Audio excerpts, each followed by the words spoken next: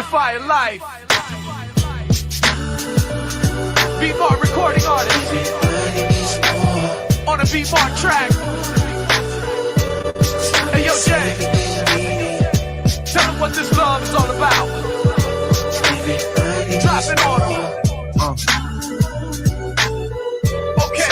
It's Sunday night. I'm skimming through my cell phone, stuck in Philly. I'm trying to get out of this hellhole. I went to a different church today. Antioch should have heard what I learned today. Man, you gotta hear Pastor Aaron. My bad, they call it Pastor Aaron. Yeah, they call him by his first name. I ain't even gon' front. That's a real church, man. Real church. And who's wrong? I'ma listen to God. I just did a new song. I'ma give it to Hans. 103.9. I just need one rhyme to open up one eye one time, and that's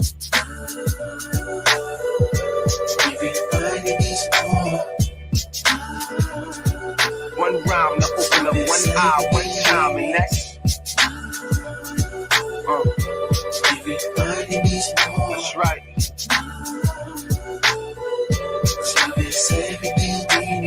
I'm serious, I'ma laugh at y'all. My heart been broke twice, plus fractured, y'all. True. I had to give it to the master, y'all. And now I gotta give it to the masses, y'all. That's right. I used to think love was blind too, y'all. Till I put on my spiritual glasses, dawg. You gonna cry when he open your eyes up. We gonna fly when he open the skies up. I can't believe I waited for this long. A whole lot of people is waiting for this song. That's right. And we substitute love for lust. So I'ma keep on rhyming till it's gone and bring back.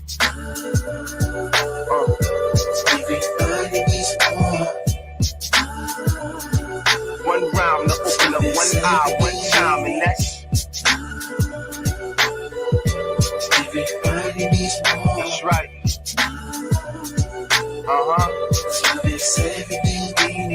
I wake up to my sister's picture every day, my arms out so y'all get the picture. Y'all don't get it. And I got another show tonight. They gonna be out in the crowd while I hold the mic. That's right, like they always do. It's a beautiful day, but the skies ain't always blue. True, dog. Now what's love? G.O.D. That's love. T.C. That's love. Family. That's love. Whoa. The things we doing, we really want love. She don't really want a thug. She just really want love. Trust me. Fountain of life is coming. Stop crying. Please. Your man Japhia signed with Ty Collins. Breathe. The show gonna be crazy tonight. God gonna move. We gonna free Haiti tonight. That's right. I'm looking up at the stadium lights, taking off my coat, clearing my throat, cause it's all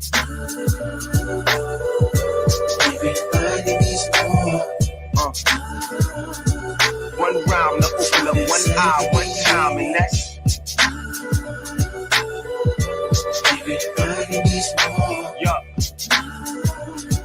one rhyme to open up one eye one time, and that's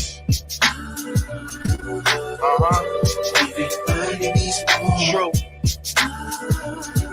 One rhyme to open up one eye one time, and that's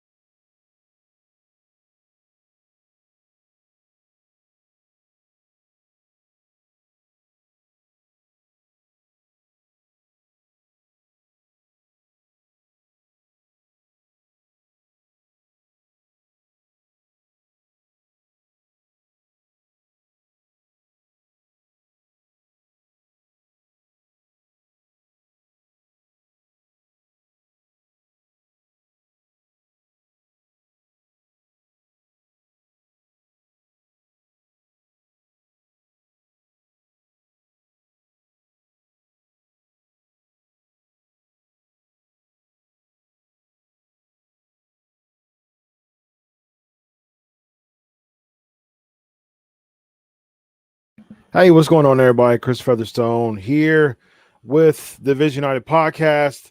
Had a few technical difficulties, man. I can't stand, I've been doing podcasting for almost 8 years now, and I cannot stand technical difficulties. It makes it grinds my gears. My wife is saying they can't hear me. Should be able to. How's everybody? Can y'all hear me? We good? Should be able to hear me loud and clear. Okay, now we can. Okay, great. All right. So without further ado, let's jump right into it, my man. Japhia Life, man. How are you today? As soon as oh my goodness. Okay, let's see. There we go. All right, here we go. Now we are good to rock. All right, cool, man. You're on there live, bro. How are you? I'm good, man. Can you hear me? I can. I think everybody else can hear you too. I think we are ready to Dope. go. Loud and clear. Cordell Glass from Reading the Bible is Vital. My guy. Loud and clear. Dope. Man, how are you? I'm good, man. I'm happy to be here with you, man, and your viewership. Yes, sir. Yes, So sir. I'm excited. I'm Yeah, excited. man. I'm good. Cool. How was your day so far? It was good, man. It was pretty relaxing. I kind of tried to stay in as much as possible. Had to get a few things done. I'm doing a lot of writing Got it. right now for Cool. some stuff. So yeah, Nice. yeah, Uh, man. well, um, for those who don't know who you are, which I imagine most of my audience would, uh, um, let the listeners know, first of all, just who Japhia Life is. Before we do that, this is going to be a really fun and probably controversial episode of the Vision Audit podcast. We've chatted and talked on the phone off air about just That's right. how we want this to go. I'm very intrigued with Japhia's Facebook um, Mm, Facebook presence. It's very mm. fun and entertaining. Hey, Uh, man. he's a I very try. you try, man, and you hit it out the park a bunch of times. I And appreciate it. so Japhia is single and he's Christian, and he really puts an interesting perspective, a very voice of the voiceless. A lot of times when it comes to the single male perspective, Is that what uh, we are now? you are the Single voice black of the men are voiceless, bro. voiceless. you, you are the voice of the voiceless when it Yeah. comes to the male. Because to be honest with you, man, there's a lot of things that he says that a lot of men are like secretly amening. Mm, And mm, it's really interesting. So I'm really looking forward to getting a lot of female interaction here, as far as asking questions, hmm as far as really understanding the heart. Because one thing I've realized, especially when it comes to social media, a lot of hmm times can't really understand a heart of someone via text, Via text. yeah, Yeah. of any sort, a Right. phone, social media.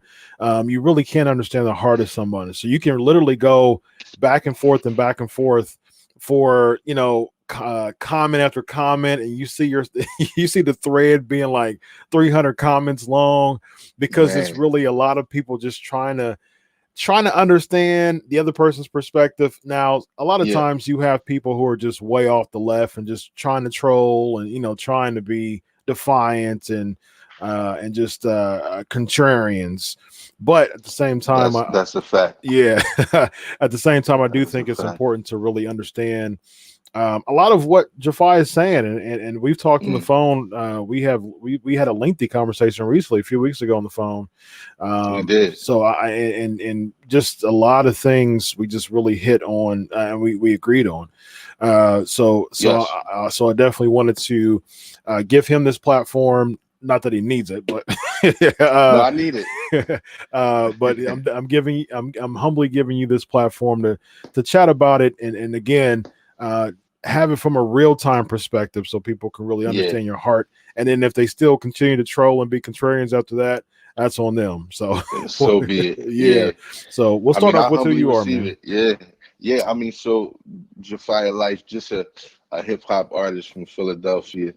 An artist, I feel like by trade and in every sense of the word, I'm a painter, I'm a writer, rapper, recording artist, actually working on some other things too. That'll be a bit more of an extension of that art. So yeah, just an artist at heart, but vocationally, people know me as a hip hop act. Yep.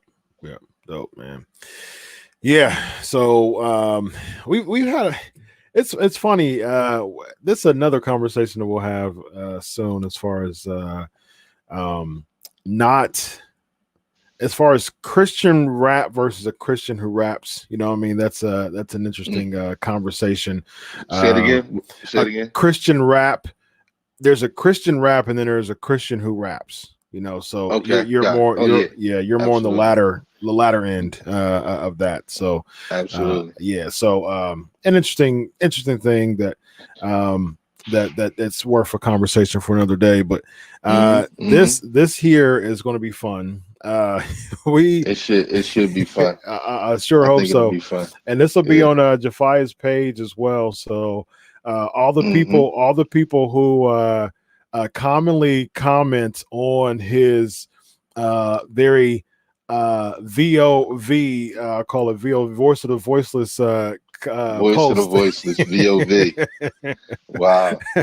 on his comments. For those who are heavily interactive in his comments, I know that you're probably up. I know that you're probably very energetic right now. It's still relatively early. It's only 9:35 on the East Coast. 9:36 on the East Coast, so it's around 6:30 on the West Coast and 7:30, 8:30 following.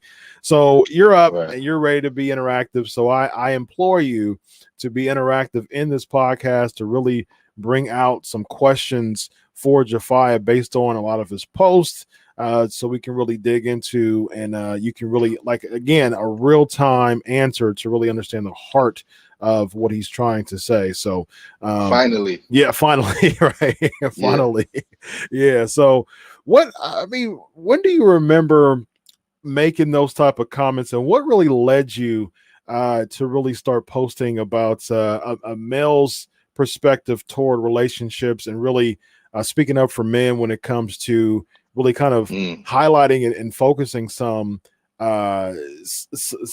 issues when it comes to even women and some emotional things that you really highlight as far as a woman's perspective, really kind of using a magnifying glass and really pushing back in a lot of ways toward a perspective that usually comes from a woman, but isn't really a lot of times is not addressed by males, because a lot of times males are too afraid to talk about it. So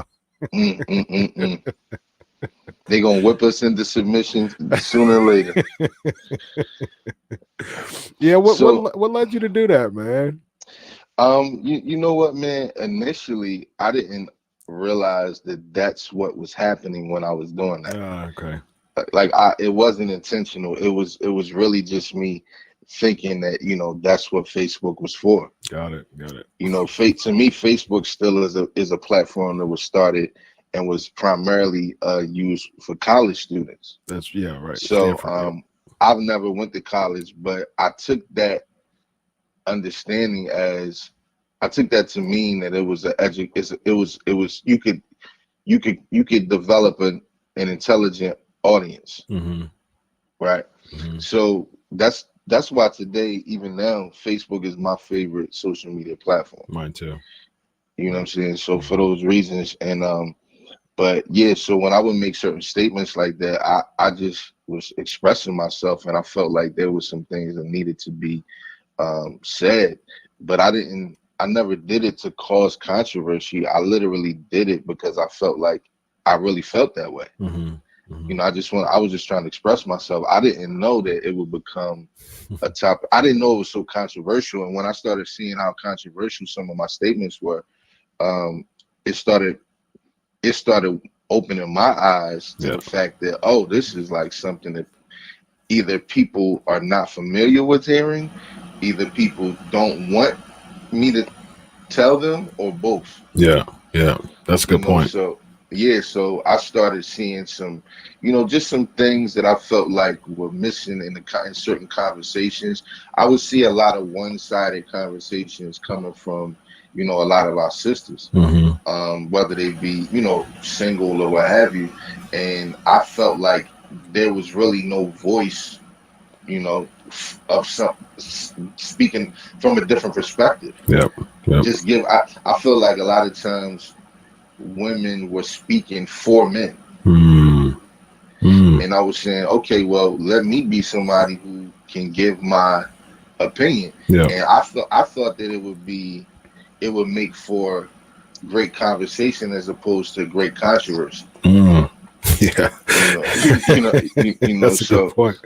yeah, I didn't expect for it to become a controversial thing. I thought it would become a conversation piece, and Yeah. it has done that, Mm-hmm. But like I said, it's I've been awakened to the reality of it being controversial for a lot of people. Yeah. Yeah. So Yeah.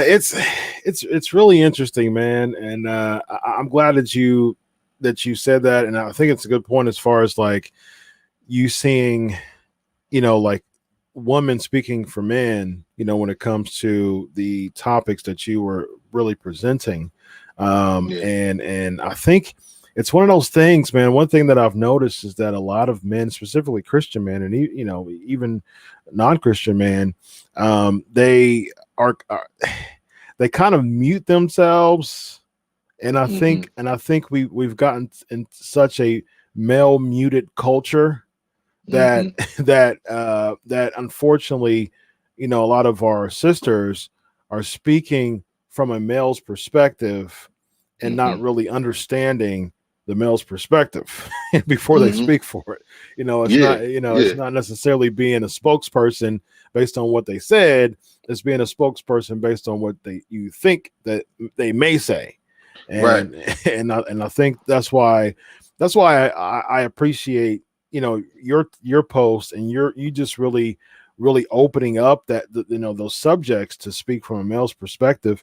Hmm. I follow them. I follow a lot of them, and I get and also, I'm glad you highlighted that you intended it to be more conversational. It's become a lot Hmm. more controversial in most of Hmm. them. Yeah. But Yeah. I'm glad that you did bring that up as far as that was your intent. What are some Hmm. times? What are some times that you realize, or when was the start, or some of the posts that you were like, oh, okay, wait a minute, this is starting to go Mm. away from what Mm. I intended it to be. You know what? That's a good question. I mean, it's been going on for so long now. On my like with my page has become, a fraction of a portion of my page has kind of been, dedicated to those conversations now, seemingly. Yeah. So I can't. It's hard for me to go back and think about some of the posts that I've made because I never paid attention to them because I always wanted my posts like they were like that to add to the conversation that women were having. Mm-hmm, mm-hmm. You know what I'm saying? Like, okay, I see y'all on my page talking about men. Well, let me let y'all hear from an actual man. Yeah. Yeah. Like, but it was kind of like, oh, we don't want to hear from an actual man. Mm-hmm. Like, we just want to have our thoughts about men, and if that's our thoughts, let us have them. Yeah. And Yeah. I'm like, okay, cool. Now, once you take it there, then I gotta remove myself from it, and I'm gonna let y'all, have fun with it. Mm-hmm. But I was always positioning myself as a helpful voice. You know what I'm saying? Because I actually ask questions a lot, and I ask women a lot of questions, really to help me understand the dynamic of how women think. Mm-hmm.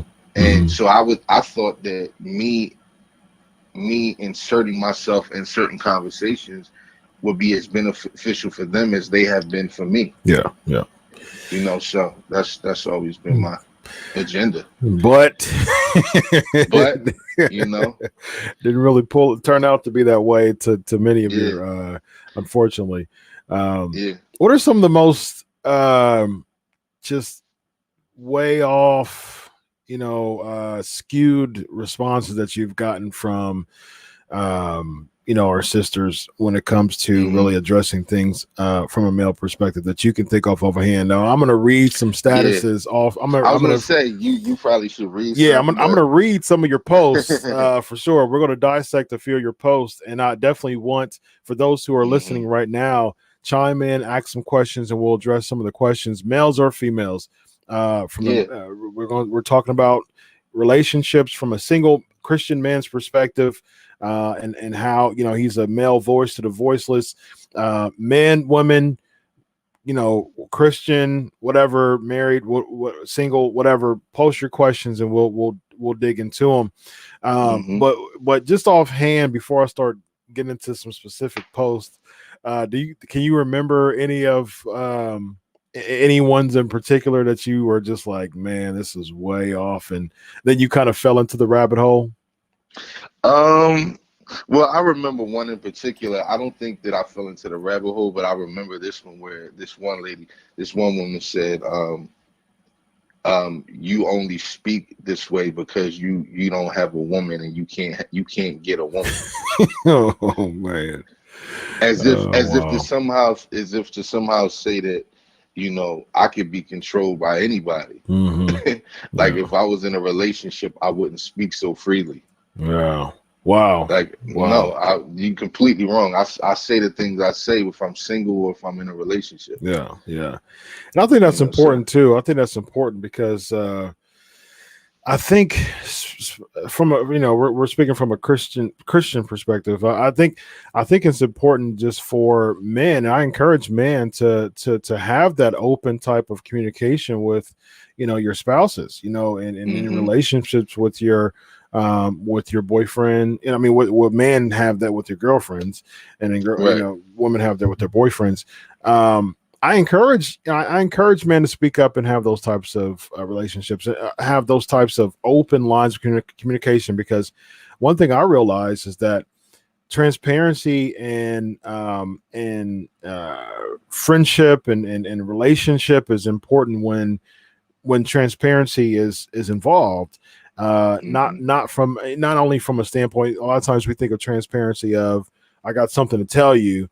Yes, that's an element, but at the same time, being transparent as if, hey, look, that didn't sit well with me, or I don't appreciate, what you said about that. And I think one thing I'm seeing, I've talked to a lot of couples, a lot of the times the men are so muted about that stuff. Why do you think that's the case? Man, I think that men have been framed, like masculinity has been framed in a certain way where masculinity in and of itself is toxic. Oh, wow. Not toxic masculinity, but just the pure essence of masculinity is toxic. Like in a lot of our social in a social ecosystem.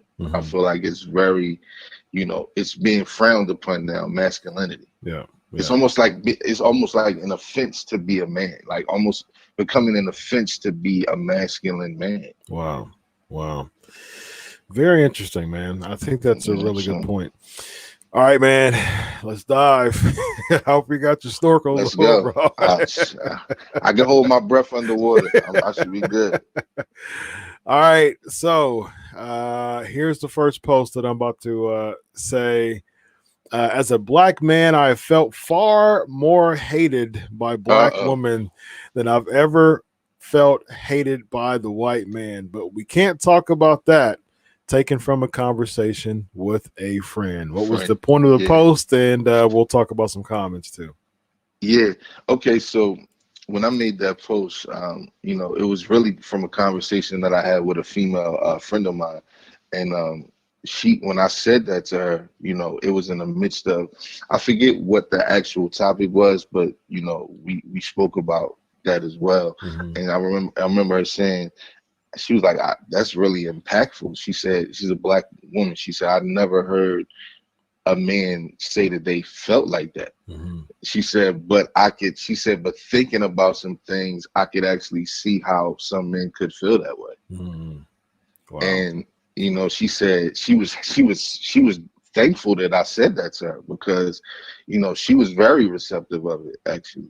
And she was asking me, so what are some things that make you feel that way? And, she was giving me some things as well that she said that she would see socially happening, that she said that, yeah, this is another thing I see us doing as women sometimes. And this is something where I see us doing. And she was like, based on these things, she was like, I could see how if those things go unchecked, I could see how some men can feel that way.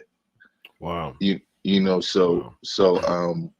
But yeah, that was the purpose of it. I feel like a lot of times, men and masculinity is seemingly only valued when it's beneficial.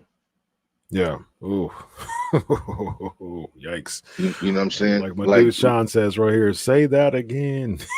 Yeah. You know what I'm saying? So wow. So my thing is, for the women who will say things still like, I don't need a man, and this, that, and the third. I'm like, okay, well, cool. Here's a way to prove it. When moving day comes, only call your girlfriends. Oh wow. Because we know you got girlfriends. Y'all always taking trips. Yeah. Y'all always going to hang out. Yeah, interesting. So we know. I know you got girlfriends. So for the ones who say that you don't need a man, okay, we'll keep that same energy on moving day. Hire an all-female moving company. I think that's a really interesting point, because interesting. So we're being I see, that's what my cousin she said, interesting comment. I hear you, but a lot of black women feel let down by the black men. We'll get to that. But then she said, I don't call my girlfriends, I call a moving company. LOL, let me quit. She's silly. Exactly. Yeah. And my thing is, for the women, so I hear a lot of women say, well, we feel let down by y'all as well. The interesting part about that is I agree with them, but they don't agree with me. Wow. So it seems one-sided. So it seems like they want me to agree with them that men have oftentimes black men have oftentimes let black women down, and they don't have it. I don't have an issue with agreeing with that, but they seem to have an issue with agreeing with me when I say it about them.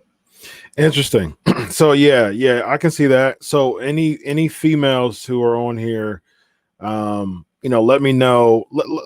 Let's comment on that. Do you feel that? And I can agree with you. I definitely know. I definitely know for sure that, and I agree with you as far as black men letting black women down. I can attest to that for sure. Absolutely. But I'm interested in my sisters, in my female believers, or my just your thoughts on. Do you? A friend of mine said, Chris. Mm-hmm. A friend of mine said, Chris. He said, black dude. A friend of mine said, he said, in our community, it's not okay to critique the female.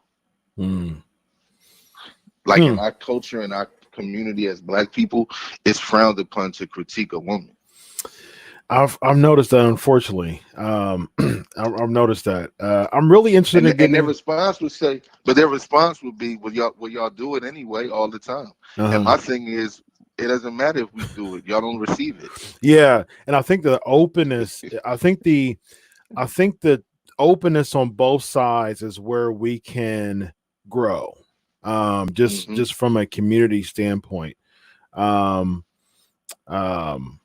We critique each other all the time. Black men critique black women. For sure. Yeah. Black women critique black men, but it seems as if it's again one-sided in terms of who should receive the critique. It seems as if when black men critique black women, it's not oftentimes received by black women. It seems as if when black women critique black men, it's expected for us to receive it, and if we're not receiving it, we're being toxic.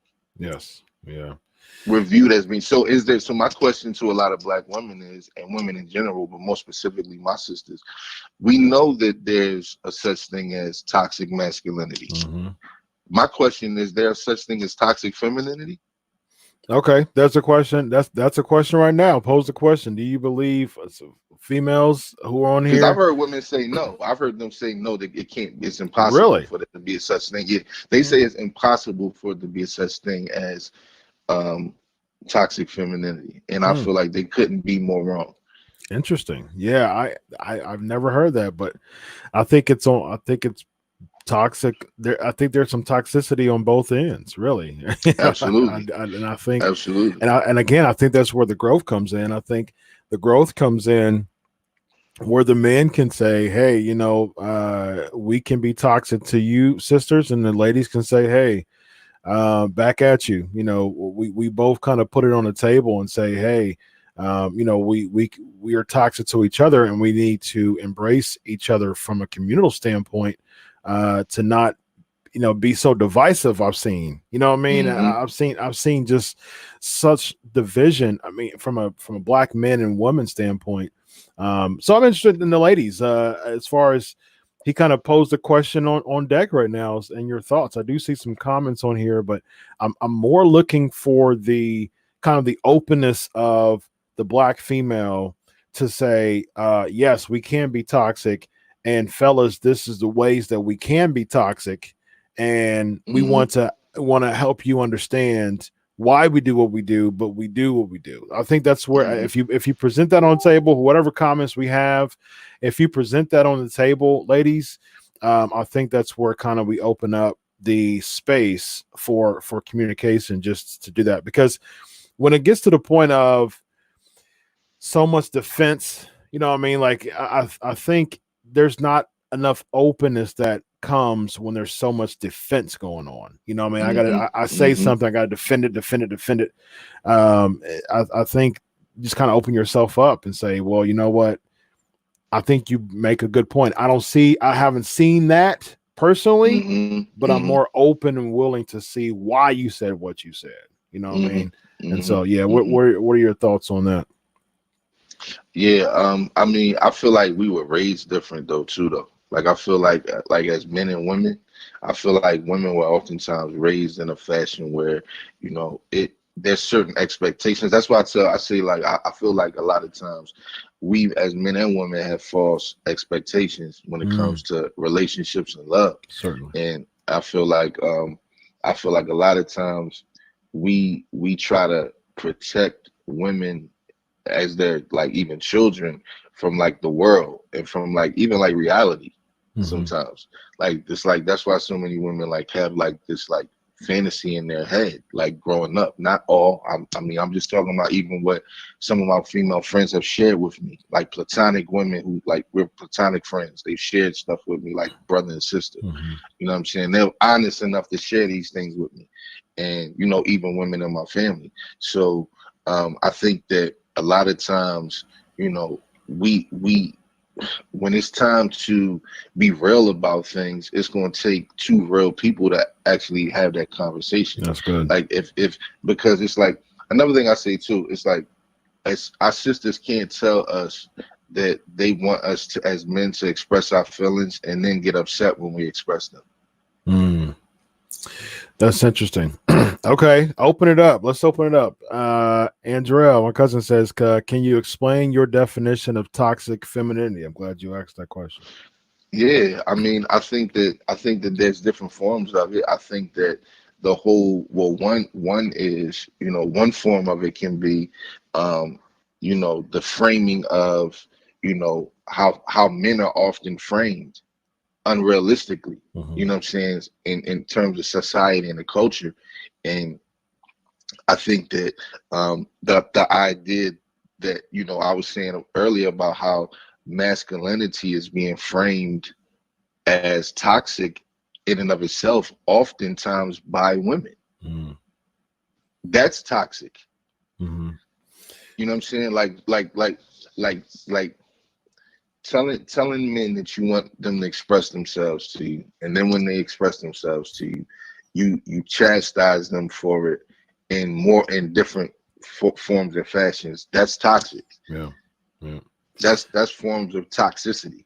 Like I mean, I don't have a list of everything that I could say is Sure. would be toxic femininity, but I feel like there's things that that we go through as men, you know, in relationships and just in friendships, dealing with the opposite sex, that I feel like is oftentimes toxic. Mm. But it's just it's so normalized that it's kind of like, what are you talking about? This is just how we exist. This Yeah. is how we operate. You know what I'm saying? What's toxic about this behavior? This is you know, just the idea that women can't be critiqued. That's toxic. Mm. Like, Yeah, I think let's that's open that toxic. up too, ladies. What do you think? Ladies, what do y'all think? Oh, hold on. Let me give my wife a shout out real quick. She said one thing the Word. Lord she said one thing the Lord has helped me through my amazing husband is how to let a man lead. I came into my marriage super independent and not trusting of a man due to childhood scars. I think I had to take a deep leap of faith in submitting, and my husband helped ease that by rising to the occasion. That's what she said. That's beautiful, man. Yeah. That's beautiful, man. And I think that's so true. I think that, you know, we all do have different scars, and those scars a lot of times they shape us, Mm-hmm. and, you know, as we're adults. And I think that, you know, it does take a lot of faith for a woman to trust a man. You know what I'm saying? Yeah, it does. Especially, you know, a woman who has had to take care of herself, or, you know, whatever the case may be. So I understand. Like, I try to understand where my sisters are coming from, and I try Mm-hmm. to listen. And like I said, that's been my whole intent. Like, Yeah. so people say, well, what's the point of your post when you do that? What do you try? What's your end game? You know, my end game is simple. I just want us to be able to, you know, come together and heal and relate to each other in a way where we can make more families, and, you know, that, you know, bring more people into the world that can glorify God. Amen. That's what I want. You know what I'm saying? As a single man. And I'm not, and a lot of times people think that because I make posts like that too, that I'm chasing being in a relationship or something like that. I'm like, no, I think it's important for people to see a single man that's content in his singleness as well. Amen. Very, very true. You hit in some good points, man. I got so much. I'm processing a lot of this. Let's do it. We here, man. I am, man. I'm really processing a lot of this. I think it's so good, because I think, as controversial as it is, I do think it's very necessary, because I think a lot of these conversations that you've had with these posts, they've been kind of sitting under the rug for so long. And people even trip over them, you know, because they've been sitting on the rug, and they still walk away from it because they're kind of afraid to pull up what's under the rug. Although you keep tripping on it, there's this big, and it's growing and growing and growing. And I think, and I appreciate you, because you're actually pulling it under the rug, and it can be dirty, it can be nasty in the beginning, but once it's cleaned out, it's going to smooth that rug out and make the transition a lot better when people are walking over it. That's what I think of when you are making these posts. And I don't think I was out of ill intent or trolling or anything like that. I've grown, you know, in the time that I've conversed with you via, you know, text or phone. I've grown to know that you're a genuine dude. And you don't, there's no ill intent by it. Not at all. Not at all. It's for the purpose of healing. Yeah. It's for the purpose of, you know, being informative and growing and growth. I mean, you know, those conversations help me grow. Amen. You know, they help me understand, you know, myself better. They help me understand people better. They help me understand women better. They help me understand, you know, the Lord better. You know, so yeah. I love it.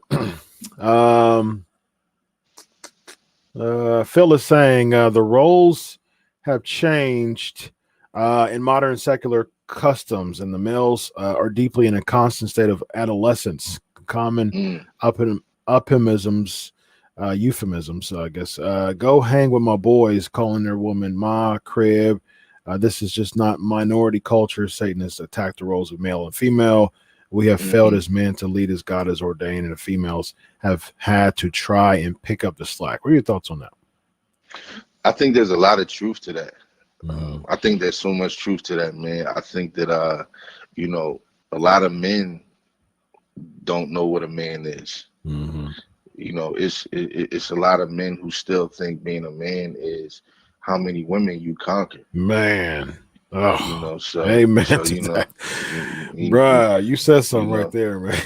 yeah, Yeah. yeah, you know. Yes. So we That's got a good. lot of growing up to do as men, Yeah. and we do have to protect our sisters more. Hmm. Like we do have to defend them more and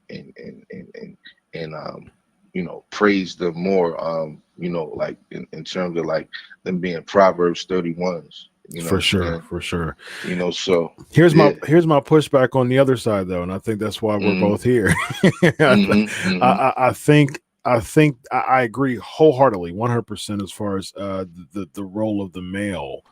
Mm-hmm. I'm interested to know from females. That's why I'm opening Mm-hmm. up this platform. Where do you come in as far as do you think it's kind of a two-parter? I'm interested in a female perspective here from a single, especially a single female perspective. Married can chime in too, but especially a single one. Do you think that you are doing a good job as Black Christian woman as a whole, really Black women in general, but specifically Black Christian woman? Do you think you're doing a good job upholding a Black man as far as encouraging them and uplifting the Black man? Mm-hmm. Um, for one, that's for one, and for two, um, if not, where are some areas, or even if you think you are, where are some areas that you think you can improve in? That's my question right now on deck, as far as my Black women, my sisters. Where do you think you do you think that you're upholding the Black man up properly, and if not, where do you think some areas are that you could improve? So hopefully, again, I want to make this an open. I want to put everything on the table tonight.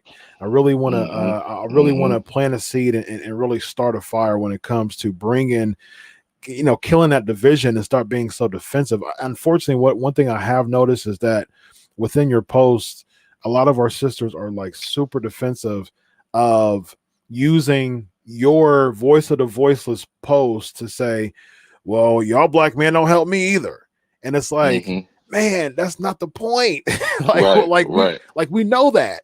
right, And I right. think when both sides are kind of understood and from a flawed perspective, I think that's where we can have growth and just kind of put everything on the table, Mm-hmm. Mm-hmm. and do that. So I that's agree. yeah, I agree. that's the question on deck. What do you, woman? Do you think that you're upholding the Black man properly? And if not, where are some things? What are some things that we can help? I mean, of course, there's, you know, we can't say that all men are like this or all men are like that. Mm-hmm. There's we can't do that, of course. I mean, Right, right. there's some very big shout out to my wife for her comment as far as who I am to her. I Mm-hmm. think that Mm-hmm. there's Black women who do a wonderful job uplifting Mm-hmm. the Yeah, Black male. And I would also absolutely. say, that there's Black men who do a wonderful job of Mm-hmm. Right. with being men. And Yeah. unfortunately, I don't hear that a lot.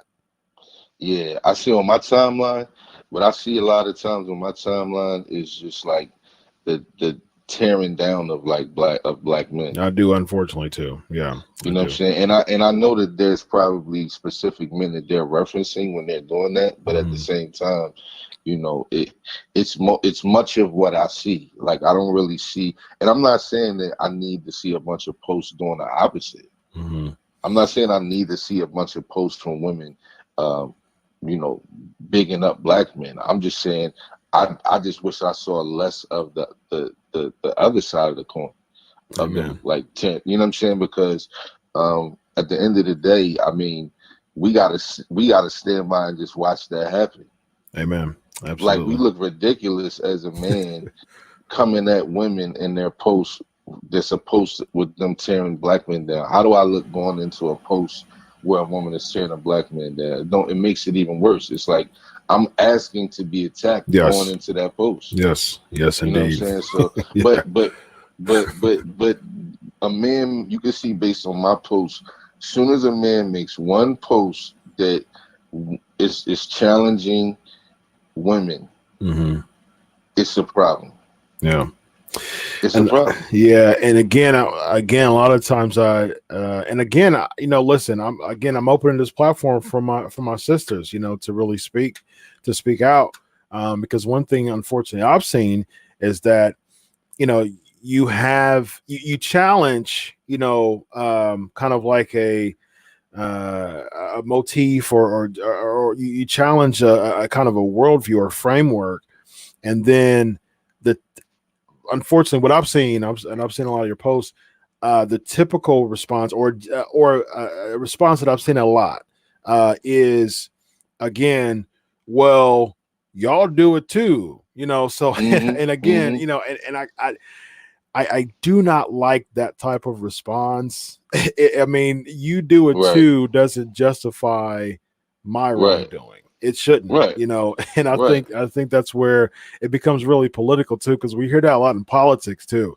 Right. You do it too, and it's like, Right. that doesn't And justify that. right. And my response oftentimes to them is right. And it's wrong when we do it. Right. So Exactly. if you're saying we do it too, and you're acknowledging that it's wrong, then you shouldn't be doing it. Yeah. It's wrong not just when we do it, it's wrong when you do it. When Whoever does it, yes, it's wrong. it's wrong when it's done. When Period. it's done, period. Yes, exactly. Yeah. Yeah, and I feel like we still in this era of like um, I guess the era of the woman where it's like, they'll get their day to rise and their day to shine. And I'm like, okay, well that's great, but what does that look like? Does that come at the expense of the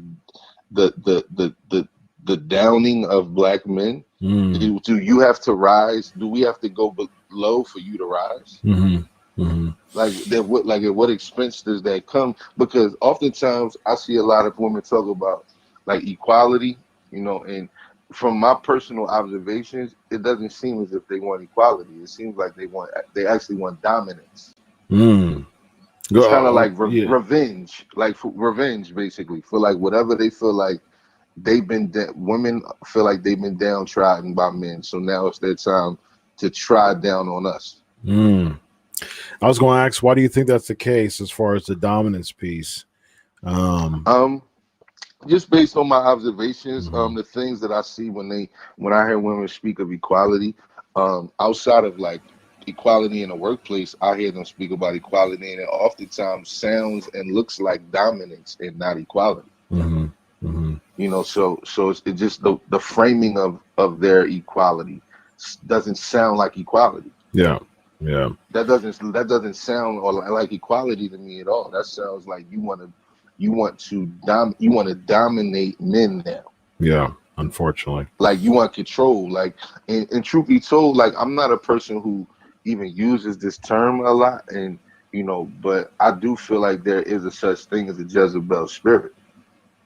Yeah, I was just reading. I was just reading that in Kings, as far as, like, I've read about Jezebel, and I've read about the Jezebel spear. But it's funny, I got refreshed on that by when I started reading Kings, when I was talking about Jezebel Mm-hmm. and Ahab, and man, I was like, man, I haven't It's really powerful.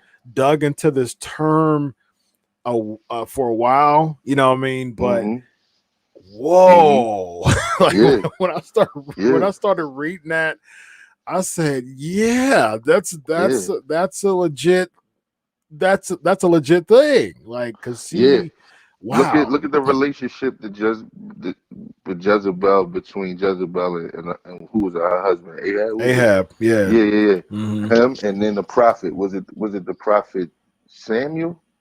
I think it was I always get my him mixed up with the other Micaiah. prophet. Micah. No, it was one of the prophets. I think it was Samuel. Even it talks about even the prophet. Like at one point, he was like afraid of Jezebel. Oh yeah. That was I always get Sam. It was the prophet Nathan. Was it Nathan? no, Was it? It it was was. Elijah. I think it was. I think it was. Yeah, Was it it Elijah? was. It Yeah, I think it was. was Yeah, it Elijah. was. It was. It was. Let It was me him. He look. was. He was afraid of Jezebel Yeah, because I think he went for like a season. yeah, because I think he prophesied that she'd be eaten by dogs and stuff like that, Yeah. and then he was so like scared that he wanted to kill himself. Right. Yeah, he went like by a tree and was asking, for his life to be gone because he was just Mm. so afraid, Mm. And wow, that's deep. The more we think about it, man. wow, It's that's deep, deep, man. man. You know what I'm saying? And just really, man, like, the interesting thing about it is like a lot of this stuff, I picked up from just even dating and just being single or having been in relationships. Mm-hmm. The reason some of my relationships have ended, even my last relationship I was in, I remember her even telling me about a month later after we broke up, we talked, and she said, I think that I've never learned how to respect men. Wow.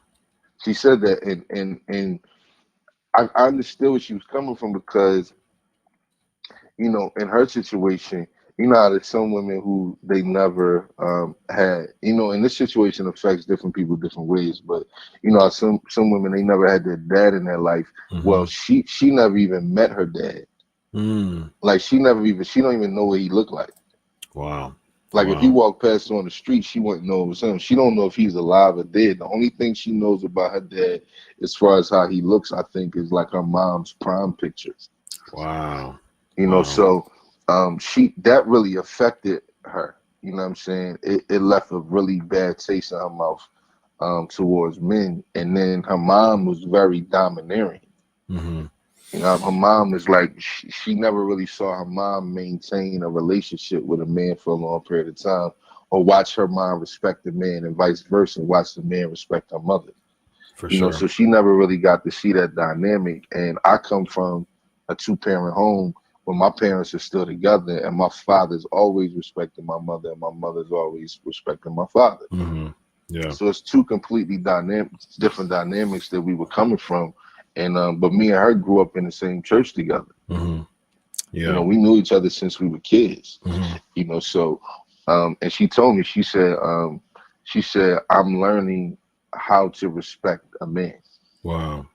She told me that, and and I said, I understand.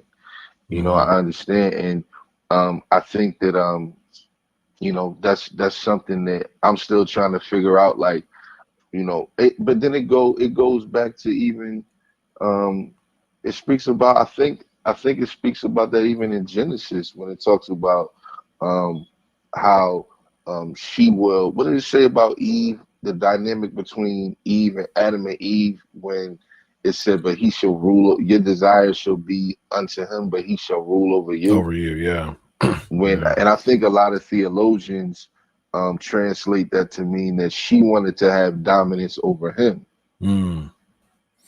Wow. But it's saying, in spite of you desiring that, God was saying, I've made him to protect you and rule over you. Yeah. But it's so many Bible verses too that people don't read the whole chapter. Yeah. You know what I'm saying? So it's even when it talks about just being husbands submit to your wives and things like that. Mm-hmm. If you it also talks about submitting one to another. Right. Ephesians 5. Yeah, it talks about that. Yeah. Submit to one another. And submitting would be, basically if like, for instance, if my wife and I are having a conversation and I'm already very firm in what I believe, I'm submitting to my wife for her to still express herself, to say what she want to say and have a voice and feel heard. That's a form of submission. Exactly. Instead of just, saying, well, no matter what, this is how it's going to be, I think, and I think, even with Ephesians 5, there's still a dynamic there. You know, there's still a dynamic as far as woman's, you know, woman submitting to your husbands and letting them washing you with the word is what the Bible says. You know, so there's, and of course, First Peter 3 lays it very clear as far as how Christian marriages should be. Is First Peter 3 lays it out very, very clear as far as a woman, as far as the male role and the woman's role. Both of them are very, very important. So we've got some good stuff on here, some comments. Okay, so let's do this. What woman? What are some things? And again, I'm just I just want to kind of freestyle it tonight as far as his bringing out the platform so we can discuss these things. What do you think is a good woman, ladies? What do you think from a Christian standpoint? How does a woman? What is the role of a Christian woman in a relationship from a not before marriage and during marriage? What do y'all think? I'm looking forward to having some thoughts on that.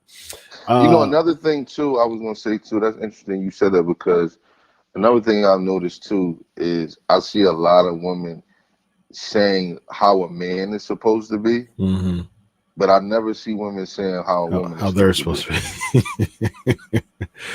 Yeah, and another thing I hear a lot too, unfortunately, is this is what we expect from a man, but this is not what I'm going to do myself. You know what I mean? And that's what I'm in love pushing back to for the sisters. You know, it's like, yeah, we know what you want from men, and you know, and we're just kind of laying out on the table. This is all love. We know what you want from man, but let us know what you're gonna provide. You know what I mean? What does a woman bring to the table? Because I believe that a woman brings a lot to the table. And you mentioned before as far as it was the one post that was pretty dope, and I comment like, you know, she needs to be basically what you're saying, she needs to be a female apologist, a female Christian apologist. Yeah, that was interesting, man, because I feel like when I meet oftentimes when I meet somebody, you know, for dating purposes or whatever, it's like, you know, I'm only interested in dating God-fearing women, you know, believers, whatever. So, you know, it's just interesting, like when we'll hang out, and it seems like their whole reference point for them as a Christian is church. It's like church culture. Yeah. Like church culture, you know what I'm saying? Yeah. So it's like, what do you have that is like what hold does your faith have on you as a woman? Like, how can I see where your faith has like chiseled things off of you? That's good. But because my faith has chiseled things off of me. Yeah, that's good. Amen to that. You know what I'm saying? And it still is, you know what I'm saying? It's still things that I look at in my life and I'm like, oh, I gotta stop doing that. That gotta go. Yeah. Like, amen. You know what I'm saying? You know, God is preparing me. I know why I'm still single. Really, I'm still single because God is still working on me and preparing me. And that's important. You know, that's important to understand within yourself too. Otherwise, you'll get yourself in a relationship and you're just not prepared, and it's just, you know what I mean? Like, what's the name? Like, what's the name? Asked me when he saw me. He was like, "Why are you single?" What's the name? KB. KB did. KB from Reach asked me that when he saw me. And the crazy thing, this was at Flavor Fest in 2018. And in October of 2018, and I told him, I said, you know, when you first met me like 10 years ago in Philly, you asked me the same question. And he was like, wow, like I didn't and I'm like, bro, I really don't know what to tell you. Like, honestly, like, I mean, I don't even, that's even kind of personal to me. Like, that's like how long you got to talk. You know what I'm saying? Like, do you really have the time to sit down for me to tell you some of the reasons why I feel like I may be single? Or, and my thing is kind of like, my thing kind of was like, you know, why is that even a concern? Unless you're gonna hook me up with somebody, Right. Right. I unless got you some gonna sisters. unless you gonna hook me up with Natalie, I don't want to hear nothing. There you go. Like, just being real, and me and that is cool. You know what I'm Yeah. saying? There you But go. yeah, so my thing is kind of like, yeah, like, yo, like, if my thing for people who say like, oh, so like, if be happy and rejoice in the fact that you actually have been able to find someone, like, be in a relationship and be in a committed relationship and have a family. Amen. You know, and a lot of these dudes got married when they was young Mm-hmm. in the church, so they never had to go through being single and having a, you like, not finding somebody. You got to just deal with being single, and Mm-hmm. you want to please God though. You know what I'm saying? So you're not trying to be out here doing stuff that you shouldn't be doing. You know what I Yeah. mean? A lot of dudes, they never really experienced that. I remember my last church that I was a part of.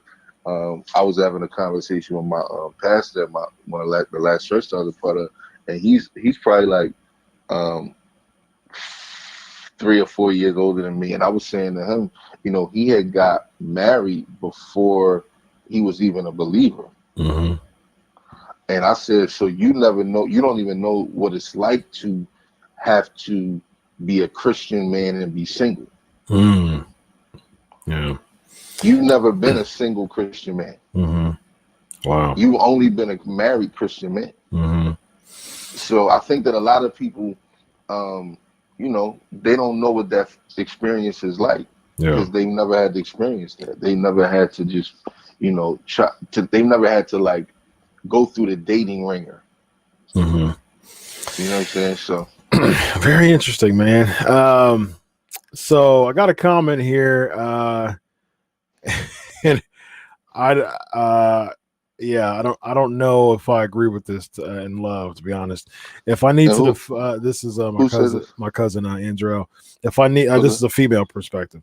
She okay. said, if I need to define to you what I bring to the table, you are not paying attention or listening. Through getting to know someone, you listen to them, you find out who they are and what they do, you discover their interest, faith and purpose and power. That's the purpose of getting to know a woman. Now I do agree with that as a whole, but I still think there is important just kind of introductory, things, like, because Mm-hmm. praise God that I'm married and I don't have to, there's not a there I've been a Christian single. I was a Christian single for many years. So I Mm-hmm. know I knew how that process went, and it was a tough process, and a lot of times, Mm-hmm. even from a temptation standpoint. Yeah. Let's be real with it. Mm-hmm. To be honest with you, I can't. One of my pet peeves, um, um, and the thing is, here's what I think it's important. I think it's important to, first of all, to put these things on the table. And one of the things that I cannot stand is wasting my time. Mm-hmm. I just can't. Mm-hmm. And I'm just, it's one of those things that I can know that if that I'm willing to go further in my interest by the first phone call or two, or the first Mm-hmm. encounter or two. Mm-hmm. Like Mm-hmm. I'm just, because if I see that there's nothing that I'm interested in, that I'm going forward, that's worth going forward with, Mm-hmm. I don't want to waste your time or mine. Mm-hmm. And I think sometimes it's just, sometimes people have that type of mindset, and it's like, Mm-hmm. man, one thing I can't, one thing I grieve about, uh, one thing I grieve about is people who, date and are with each other for 3, 5, 6 months, 9 months, Mm-hmm. and then at the end of the day, they're Yeah. like, yuck. And I'm Right. like, Right. Right. Right. oh man, you just wasted all of that time from Mm-hmm. your life as a Christian single. That, man, so Yeah. yeah. Yeah. I feel like, I mean, in response to what the sister was saying, Um, you know, I mean, I feel like that's cool to say. Like, yeah, we get to know each other, and that's how we find out. But She I agreed with what I mean, just said, by the way. oh, okay, Yeah. yeah, you know what I'm saying. But I feel like it's we can ask that question because we're not dating her. So us asking that question here on this in this discussion room Mm-hmm. is different than a guy that you're dating asking what you bring to the table. I've Mm-hmm. never asked a woman what they bring to the table. I Mm-hmm. just look to see what they bring to the table. Mm-hmm. Yeah. You know what I'm saying? Like she said, but I feel like in this format here, I feel like you're asking questions. Right. You Right. know what I'm saying? You're asking questions to see like, oh, what do you feel like women are by and large are supposed to bring to the table? Yeah. Yep. You know what I mean? That's Yeah. so And but I yeah. agree with you. I think you articulate that very well. That's it's not like, when I first met my wife, we actually, it's funny because it's funny how we actually met at first. it was it Hmm. was really weird. I wasn't real. It was an event that we both were a part of in ministry. Hmm. And then when I first when I first grew interest in her was based on a phone call that Hmm. we had, that I realized that there were a lot of things that we had in common. But there's been, I mean, like I said, I was a Christian single. I got married in 2010 and I got saved in 98. So for 12 years, I was a Christian single Yeah. man, Wow. so it was, it was tough. It was tough, man. Man, And I believe it, man.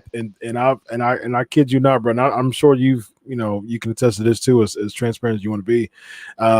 Man, just looking at a woman and being tempted to go further, even, what I mean, and just Yeah. things like that. It is tough, and I think Yeah. having that camaraderie and that friendship. Hmm.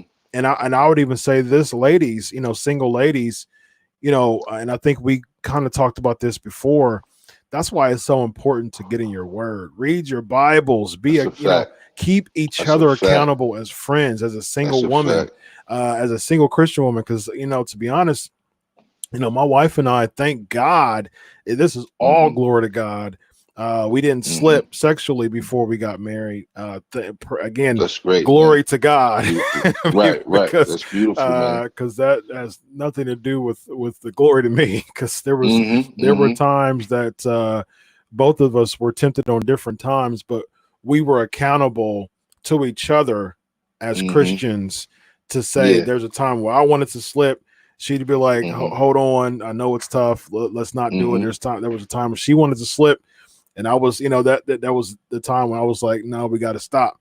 So I Hmm. think that, that is one of those things that um a woman, and we're just saying these are two Christian men right now, just saying what we're looking for, and Hmm. what I looked for in a woman, and what he's looking for in a woman, from a Christian Hmm. standpoint, is to read your Bible. What I mean, don't get so caught Man. up into church culture.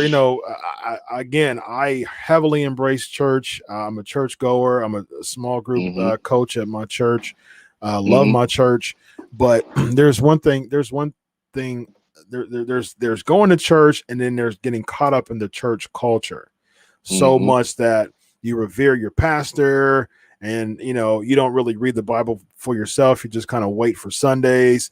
Hmm. You don't want to get caught up into that. And unfortunately, with the Hmm. black church, I see a lot of that, and it's Hmm. unfortunate. That's the reason why the process, a lot of my content is Hmm. based on the prosperity gospel message.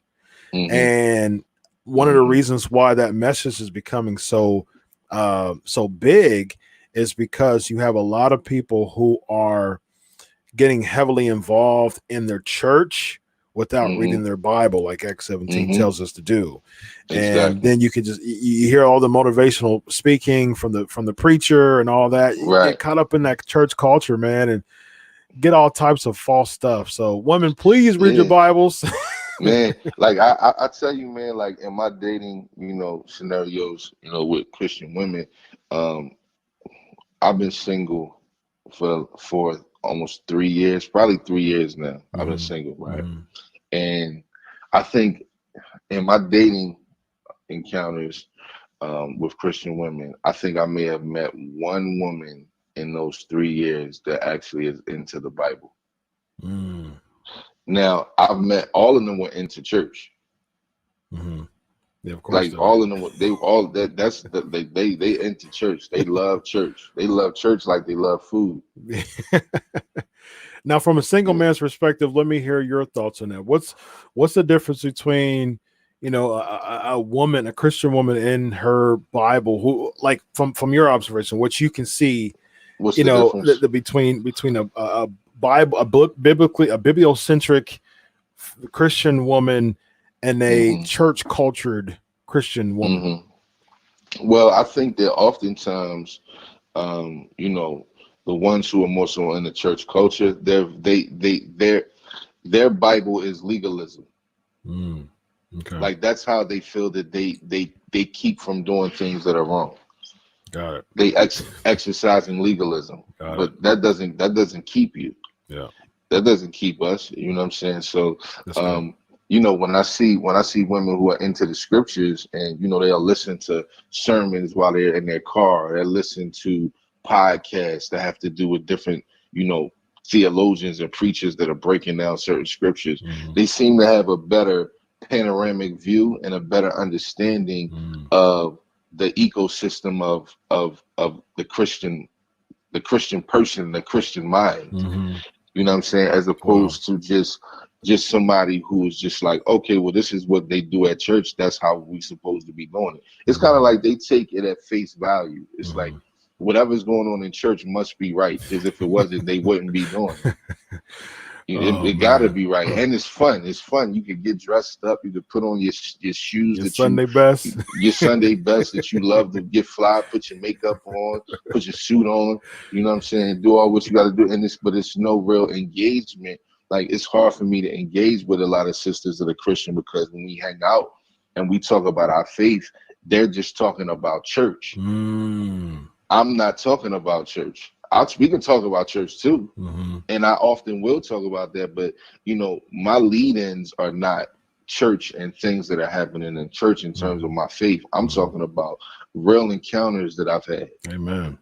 You know what I'm Amen. saying? Because a lot of people, I'm learning that, they may be believers or may not be, but whatever the case may be, it's their faith is hinged upon their attendance at a church. Mm.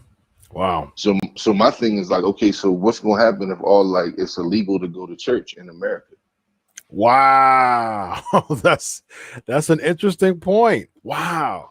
Like, how Huh. many Christians will we still see claiming Christianity, or Wow. claiming the cross?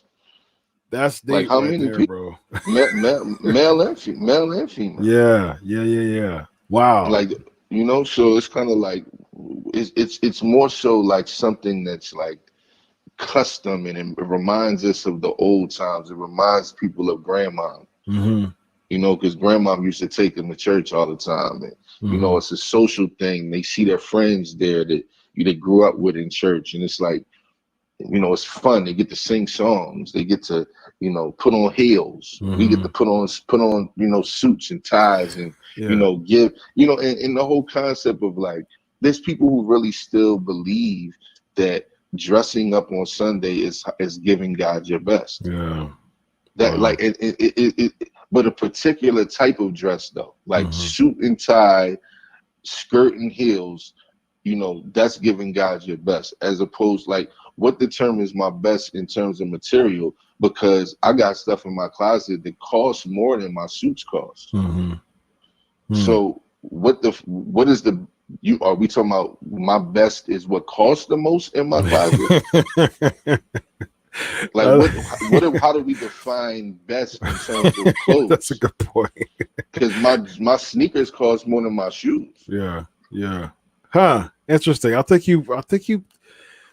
I think there's some I'm sure I said that on my page before, probably. I I'm sure really I I did. haven't seen anything about I mean, there was like just a mind blown thing that you just said.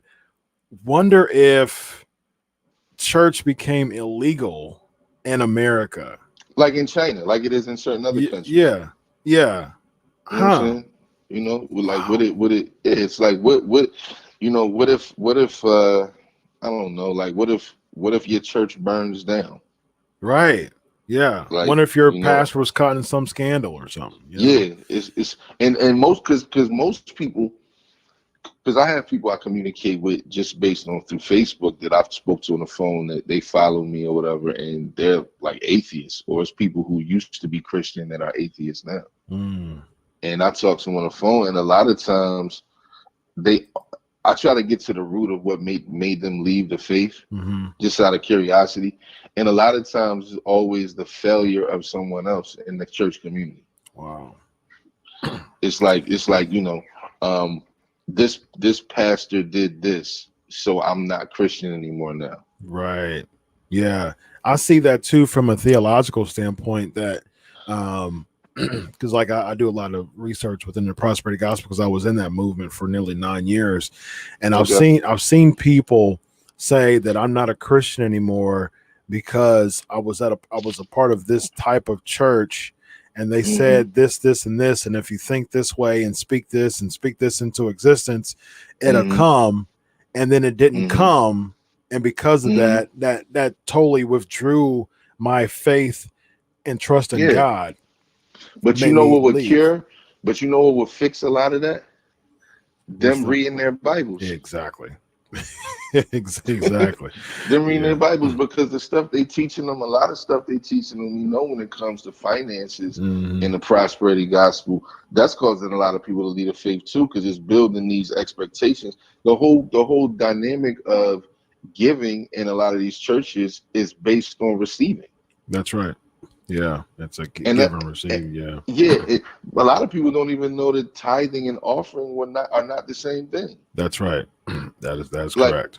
and people don't understand that in the Bible times. Okay, so now in these modern times, the church teaches their members to tithe so that they can receive a blessing. Hmm. In the biblical days, I don't know any. First of all, I don't know any church that tithes biblically. Let me Hmm. just say that first. Let me just first say that. Hmm. Secondly, in the Bible times, they didn't tithe to receive a blessing. They tithe to be a blessing. Mm. It Yeah. wasn't about what they received. What they received wasn't the blessing. The fact that they could actually tithe and give was a blessing. That's right. Yeah. So it was never based on reward. It's Right. all reward based now. Yes. Give, and God will give you 100-fold and Yeah. all Give and this type of thing. receive. Yeah. Yeah, you know, stuff like that. It's You know, time to so give and receive. That's a very yeah. that's a huge, that's interesting again. That's another concept that because I heard it at church I was at. It's time to give and receive, and Yeah. and I think, wow, yeah, I think we should be givers because Hmm. God gave himself to us. That should be Exactly. our framework of giving. I mean, we should be Exactly. generous regardless. Like I said before, Exactly. Second Corinthians 8:9, Paul lays it out as far as giving, what giving should look like. We should be, as Christians, we should be generous in our giving regardless.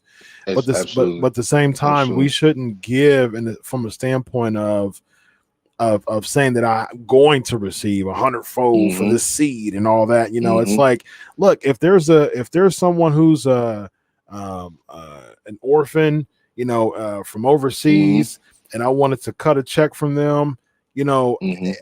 I'm not receiving it. I'm not expecting to receive anything. What I mean? If I'm Hmm. given to an orphanage, if the Lord Hmm. impresses on my heart to sow, $1,000, $2,000 to an orphanage, I'm not Hmm. doing it because I'm expecting to receive anything. I'm doing Yeah. it because, first of all, God impressed it on my heart, and I'm a good steward of God's money. He gave that to me. Hmm. You know what I mean? Yeah. And I think that's Yeah. what. Yeah, I agree with you, man. We get caught Yeah. up in that giving and receiving type Yeah. of Yeah. philosophy. It's Yeah, like a pyramid scheme it's type of very new thing. agey. It's very new. Yeah, it Yeah. is. It is a pyramid scheme. It is, yeah. Very new crazy, agey, man. kind of give and receive. If you get it, you'll get it back. That's a really good point, man, for sure. Yeah, Yeah. even in regards to like the whole topic, how we talking about like Paul and like marriage and singleness. Like I have a personal philosophy. Like there's a theologically I have something that I feel like I've seen that I'm not sure that other people have picked up on in regards to there's something that potentially we could attribute to Paul. And I'm curious of your perspective on this and your take on this or potential pushback on this. I think that there was a chance that Paul was married before. Where in the world would you get that from? I'm interested in knowing what you had to say about that. Okay. So a couple of reasons I say that. One reason is because he was a Pharisee. Okay. Yes. If I'm not mistaken. And according to, if I'm not mistaken, if anybody is on here that's into like the customs of the Jews and things like that, you could correct me if I'm wrong, but if I'm not mistaken, in order to be a Pharisee, you had to be married. Now, there's a couple other things that I attached to it as well. Got you. Okay. Interesting. One other thing is how Paul speaks so much about marriage. And he even says that the single state is the better state. So how would you know this without ever being married? Now we could say that the Holy Spirit showed him. And that's fine. I'm fine with concluding with that. However, I do think that there's some things that I've noticed that have made me think about that at times. Because for him to be so knowledgeable about marriage and for him to have been a Pharisee and seemingly having to have been married in order to even be a Pharisee, I personally feel like doing some research in the scriptures that there's a chance that his wife may have left him upon his conversion. Interesting. That's a very doesn't mean I'm right.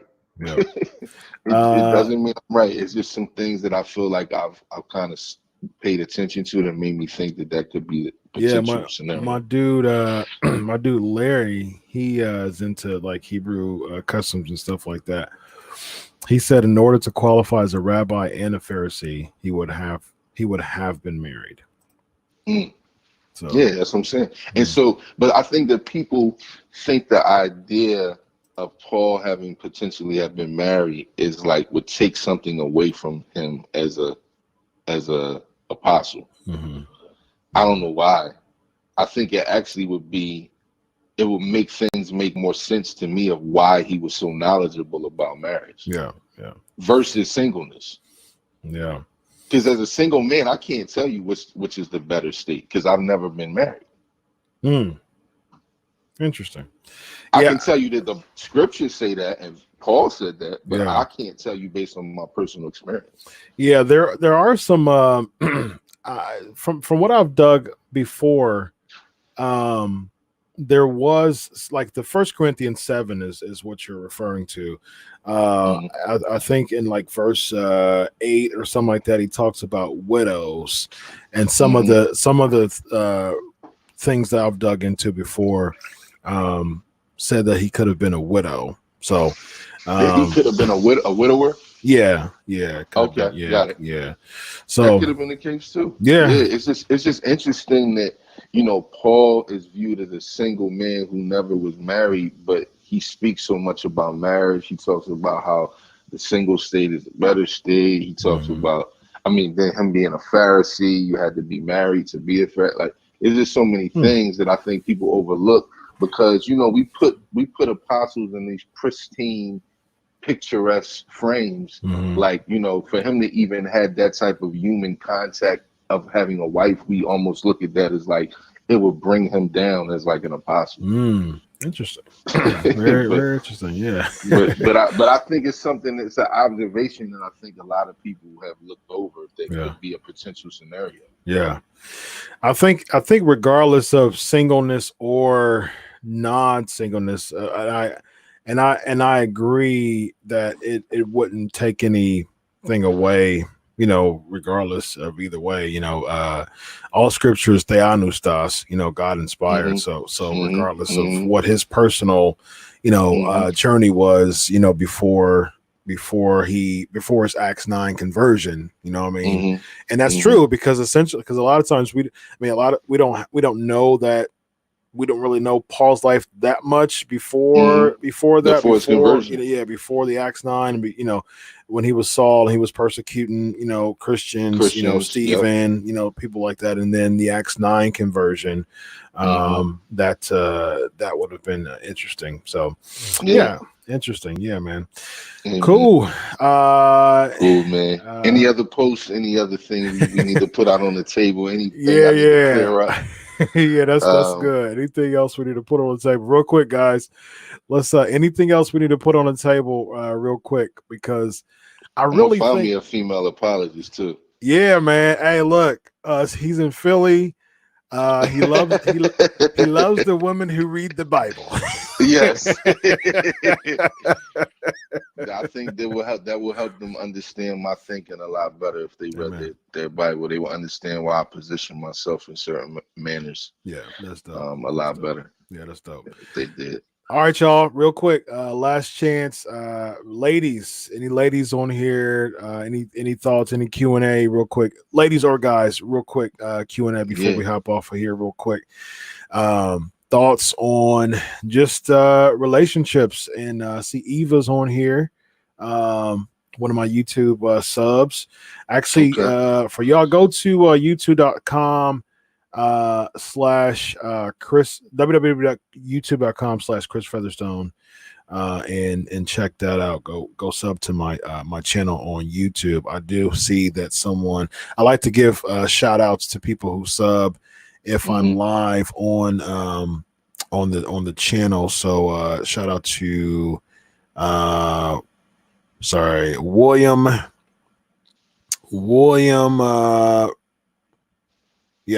William Francisco.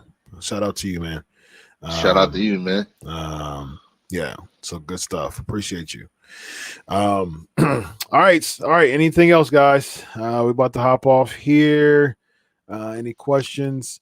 And I definitely think this is more than just a one-time thing, because I want to bring you on again soon, man, because one thing that I want is just, again, to put this stuff out on the table for us, a Christian man and Christian woman, to really have these type of conversations in love and not be so defensive. And it's funny, I keep saying not be so defensive, and I'm an apologist, which apologia means to defend. Defend, And I'll defend the Christian faith until I'm blue in the face.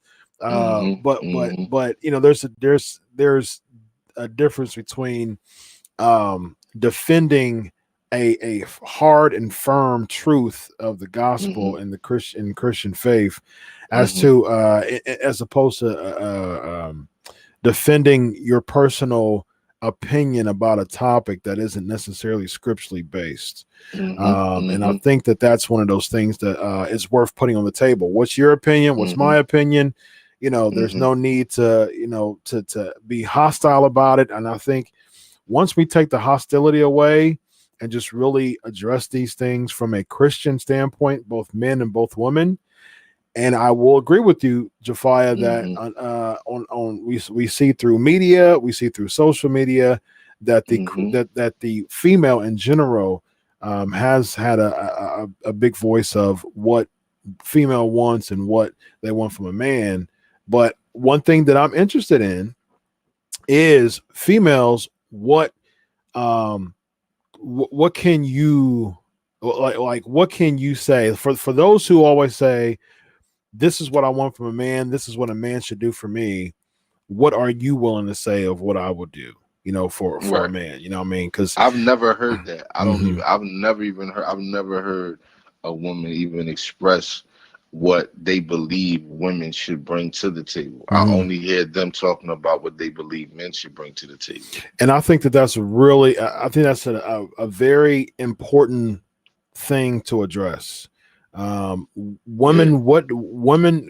women, what do you think that women, or women in general, what do you think that women should bring to the table when it comes to relationships. Because again, for those who are for any woman who says this is what a man should do, they should in tandem say this is what I should do.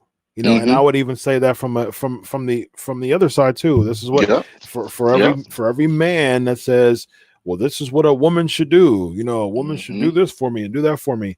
He should also say, but this is what at the same time, as a man, this is what I should do. As a man, this is what I should do. Right. So I think that, and the reason why we're addressing this is because, you know, Japhia, you know, he's noticed this within culture, within social media culture, of when he's making these, when he's addressing these controversial topics and making controversial posts.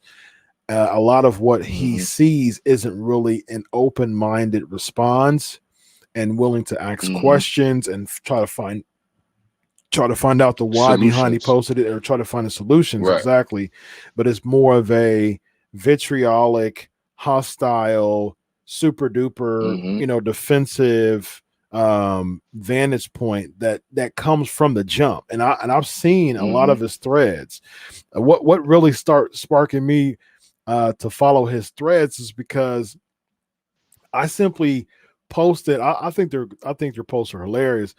I posted something about a female apologist, and you know, on Facebook, as soon as you comment, anybody who comments on the thread that you started, you get a notification too. I commented on that thread, and all of a sudden I was like, wait a minute, I know that he's not keep commenting on it. And I kept seeing, and then I went back on it, and I saw this long thread on you kind of going at it with this female, with the sister. And I was just shaking my head. I was just like, man, I you know, the Lord just gave me wisdom not to chime in, because before I used to be such a Peter when it came to, you know, when it came to social media. But the Lord has given me wisdom to be wise to when I, you know, chime into things. But I was just looking at it and I was just shaking my head. Really, I was like, see, I think you're I think you're proving this point here. You know, you know what I mean?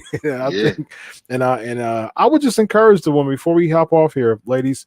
And this is in love again. I would just encourage the ladies to really be, particularly Christian single women, to really be from a mentality. And I think my wife really hit it on the head. She did a really good job of saying, like, she came in with some presuppositions of being very independent, you know, and then she had to really allow the Holy Spirit to just wean those things off of her.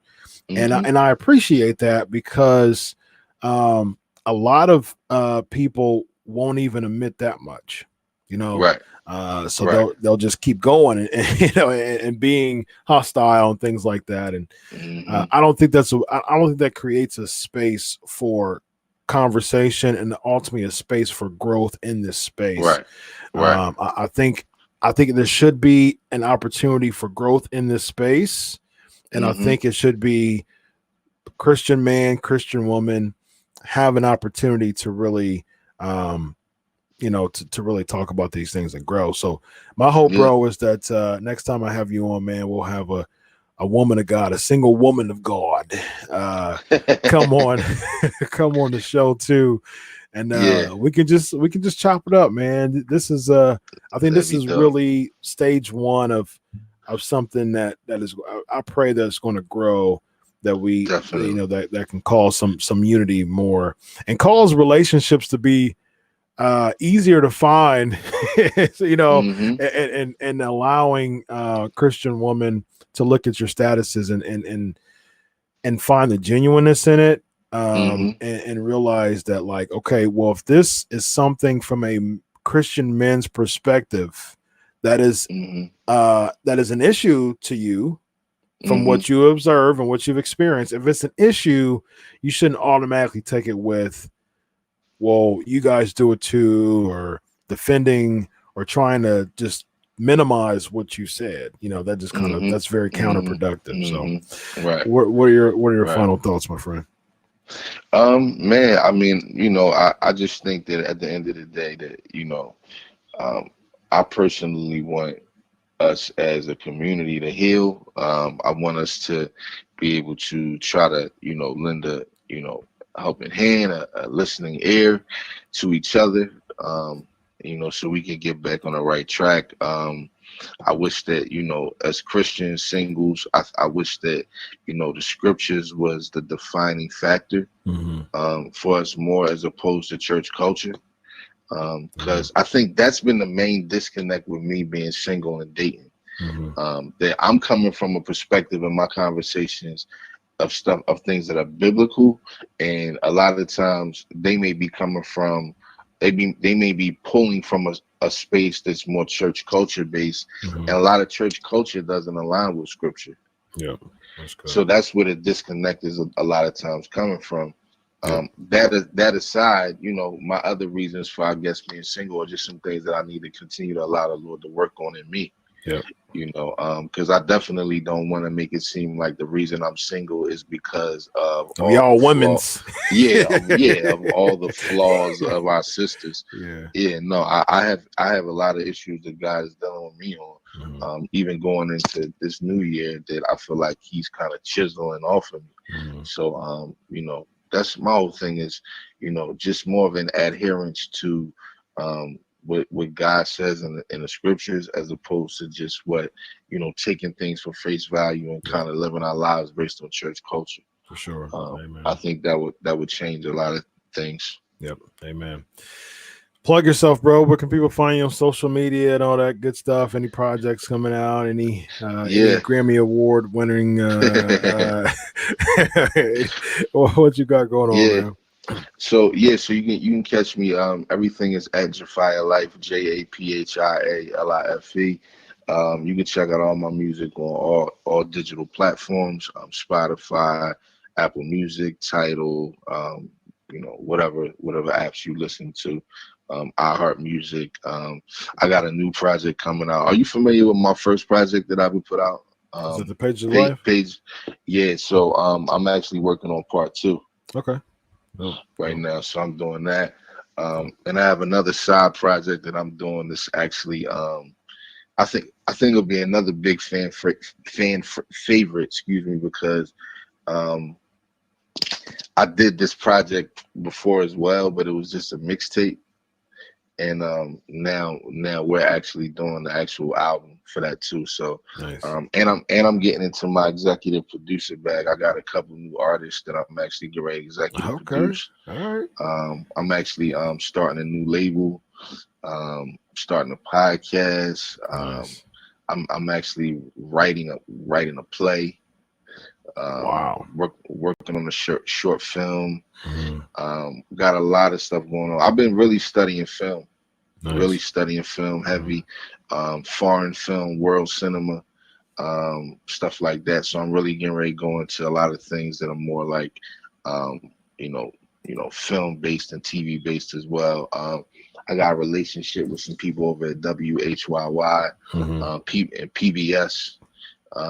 That this is black lady that's a producer at PBS that's a fan of my music, and she Mhm. said that she wants to hear the pilot of my podcast to see if they want to produce it. Nice. Yeah, Nice. yeah. That's awesome, man. So it's 2020 should be real interesting. As the weather heats up, I think so will we.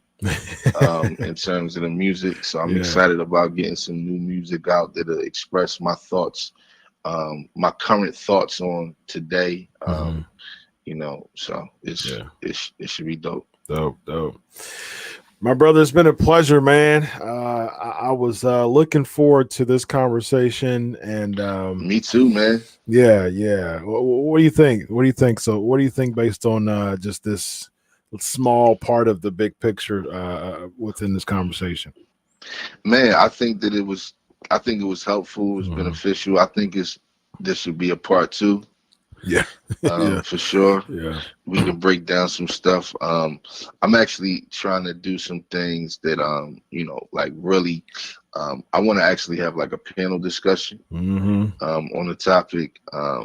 So I'm trying to sit with my dad a lot more too. My dad is a Bible teacher, and me and my dad are actually doing a panel discussion together at his church in April. Oh, nice. Yeah, so that's something that I actually think I may want to actually even take on the road. Okay, that's awesome, man. You know, to kind of like, bridge the gap, the generational gap between like my generation and his in the church. Yeah. And even outside of it, but primarily in the church. So they asked me would I come. His church asked me would I come. So it should be dope, man. Awesome. Japhia Life, go check out his music. He's been in the game for a long time. Long time. Yeah, man. How long has it been now? Man, my first project came out in 2000, so it's been 20 years. 20 years. Wow. 20 years. Independent, couple record deals.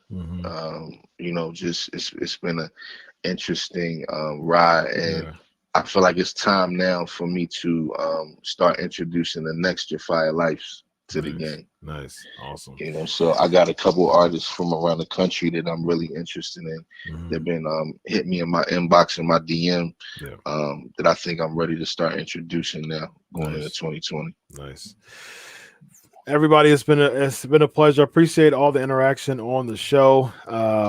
Again, subscribe here, youtube.com, www.youtube.com/Chris Featherstone for the Vision Out podcast. Go check out my dudes' projects, man. Amazon, all that good stuff. Buy his stuff.